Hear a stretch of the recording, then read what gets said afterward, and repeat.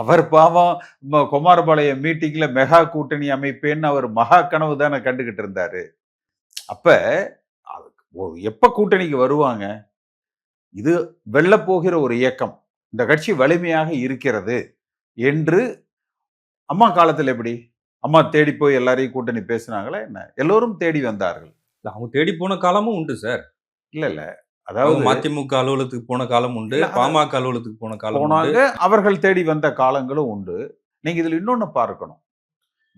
J என்று அணிகள் பிளவுபட்டு நிற்கிற பொழுது, ஜே அணி கூட யாரும் கூட்டணி இல்ல.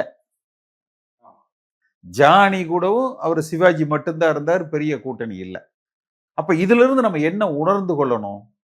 ஒன்றுபட்ட அதிமுகவாக இருந்தால் மட்டும்தான் மற்றவர்கள் நம்மை மதிப்பார்கள், வலிமையானவர்களாக ஏற்றுக்கொள்வார்கள். இப்ப இதே ஜே இணைந்து ஒன்றுபட்ட அதிமுகவாக வருகிற பொழுது எல்லோரும் கூட்டணியை தேடி வந்தாங்க. இப்ப அதேதான் இன்றைக்கு திரு எடப்பாடி பழனிசாமி அவர்கள் செய்த தவறே கட்சியை பல கூறுகளாக பிரிச்சுட்டார். கட்சியை அந்த கூறுகள் எல்லாம் பாஜகவோட தானே இருக்காங்க. இல்ல அவர்கள் பாஜகவோட இருக்கிறாங்க இல்ல அது அல்ல. அதிமுக வலிமையோடு இருக்கிறதா? அதிமுக தன்னுடைய வலிமையை இழந்து விட்டது என்றதுதான். சோ அப்ப இந்த சூழ்நிலையில இன்றைக்கு திரு அண்ணாமலை அவர்கள் இந்த 2 ஆண்டு காலத்துல அதுவும் குறிப்பா ஒரு சில வாரங்களுக்கு முன்பு அவர் பத்திரிகையாளர்களிடத்துல சொன்னார்.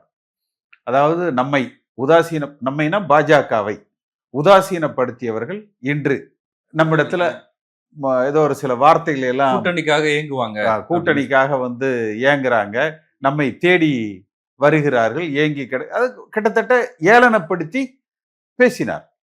அது அந்த உண்மையை நம்ம அது சொல்லிட்டார்ல எடப்பாடி. அது எங்களை சொல்லுங்க அவரு. அது ரைட். தெரியாம வேற பக்கம் அடிச்சாரு, இவர் பக்கம் அடி விழுந்துருச்சுன்னு சொல்றாரு. சரி, சில விஷயங்கள் எப்பவுமே நிதர்சனங்களையும் உண்மைகளையும் நாம் ஏற்றுக்கொள்ள வேண்டும். அப்படின்னா அது நம்ம செய்த தவறாக கூட இருக்கலாம். அதிலிருந்து நம்மை திருத்தி எதிர்காலத்தில் நம்மை வடிவமைத்துக் கொள்ள வேண்டும். இப்போ அண்ணாமலை எள்ளி ஏளனப்படுத்தினார், எள்ளி நகை ஆடினார். அது அதிமுகவை தான் சொன்னார்.